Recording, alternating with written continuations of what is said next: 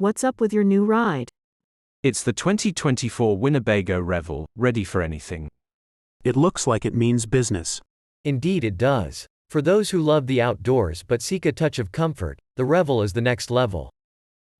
No more sleeping bags on the ground. That's right, even when unexpected rain comes, the Revel has you covered.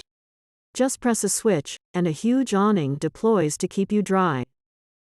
It's a camper van that thrives on getting dirty. A bed that raises and lowers at the press of a button, that's luxury. Luxury and convenience go hand in hand. A compact bathroom for showers and more. Everything you need in one space. Ample storage space for all your camping gear. But the Revel is also packed with technology. Switches, buttons, and touchscreen control panels, it's like a high-tech command center. Perfect for tech-savvy adventurers. With all its capabilities, the Revel is an investment in adventure. Driving a Revel means getting out into nature, wherever that may be. Adventure and comfort, all in one package. When I pulled into my driveway in Austin recently in a 2024 gunmetal gray Winnebago 4x4 Revel, the neighbors wanted to know what was up with my burly new ride. A build out of a Mercedes Sprinter, the Revel has black steel rims and on-demand four-wheel drive for charging over broken rocks and furrows like a boss. A detachable rear ladder hangs off a summit roof rack that surrounds a pair of solar panels. The van looks like it means business. My neighbors know I love to camp and that I'll gladly forego a mattress for a sleeping bag with a view. But I'm softening. 2 years ago, my husband and I bought a Ford Transit built out with a bed, cabinets, and a sink, and not much else. Vincent Van Gogh, as we dubbed it, will never replace backpacking for us, but we love the ease of pulling into a campground, no setup required. The Revel, by comparison, is next level. I wondered, would I feel a little too pampered crawling into a full-size power lift bed that raises and lowers at the press of a button? If I had a cassette toilet, even one just a bit bigger than a Home Depot bucket? Or a shower and a mini fridge filled with beer? I took the rig for a shakeout run in the Texas Hill Country, where cypresses bend low along the Guadalupe River, and armadillos trundle through the cacti. Not long after setting up at Pedernales Falls State Park, raindrops started smacking the roof. I pressed a switch to automatically deploy a huge awning. The dirtier it gets, the better, a Winnebago representative had told me. The Flying W, synonymous with motorhomes, has been in the camper van game since the 80s. Who remembers the Lecharo? In 2018, it added the diesel-fueled Revel to a Class B lineup that includes the Travato and the Solus, both built on a Ram Pro Master chassis and geared to slightly more genteel travelers. The Revel is Winnebago's foray into the overlapping space, targeting adventurers who like a little comfort with their far-flung exploits. I could envision a van like this tearing in style across the remotest Australian outback, a modern-day Priscilla, queen of the desert. I did my best to fulfill the dirty van vision. I exposed the Revel to 2 days of nearly non-stop rain at Pedernales Falls, then drove up and down steep dirt and gravel roads and through limestone stream beds at a friend's nearby ranch.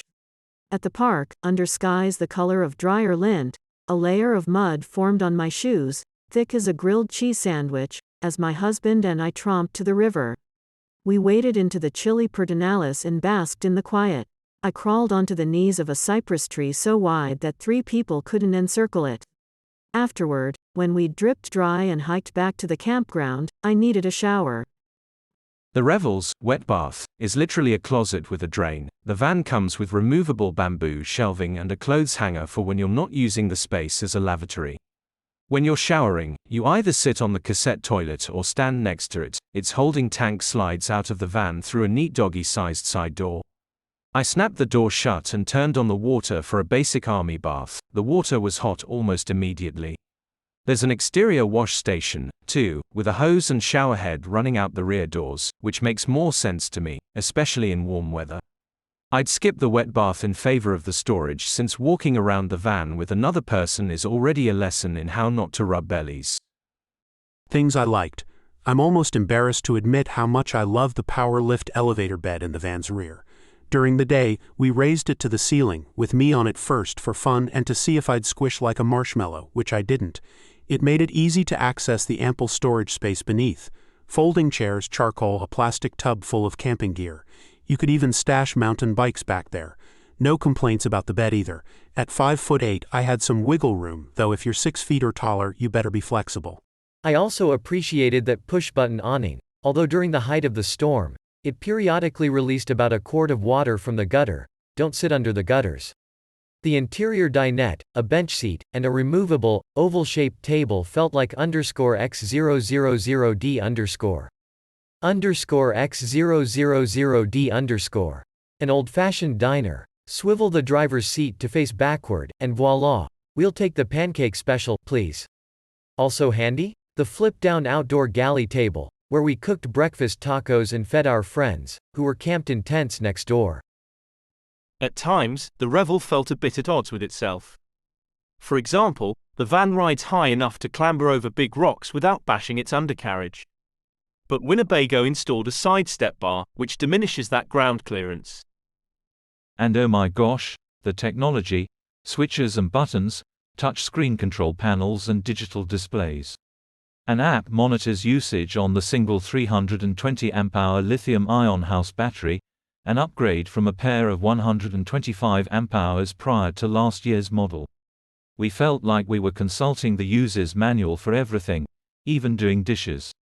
Midway through washing, the sink backed up. We checked the manual, which alerted us to a macerator pump that solved the problem. With time, my husband pointed out, you'd learn all of this cold. But it's not for someone who doesn't like technology, he said, looking at me pointedly. It all comes with a price tag comparable to one of Winnebago's entry-level class as. The base MSRP of a Sprinter passenger van hovers around $60,000. A fully outfitted Revel, meanwhile, starts at around $210,000. With that sort of investment and all its capabilities, driving a Revel is really all about getting out, way out, into nature, whether that's tracking javelinas through the Texas desert or following kangaroos across the outback. I'm all for that kind of adventure, and it turns out I'm all for comfy elevator beds. Standout specs. Length, 19 feet 7 inches with a 144 inches wheelbase. Height.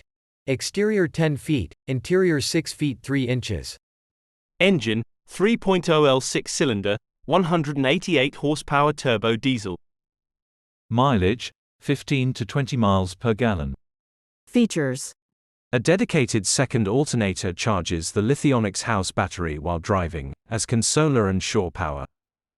The Timberline hydronic heating system runs on diesel or shore power and is controlled with a digital touchscreen. The galley has a portable, single-burner induction cooktop with a dedicated 20-amp outlet to run it. The Revel's grey water tank is both insulated and heated, while the freshwater tank is inside the cabin. Stock tires are 10-ply Michelin all-terrains, but our Revel had the performance option with Method 701 bead grip rims and BF Goodrich T, AK02 tires. The standard drawbar hitch has a 5,000-pound towing capacity. Subscribe and like, just for fun.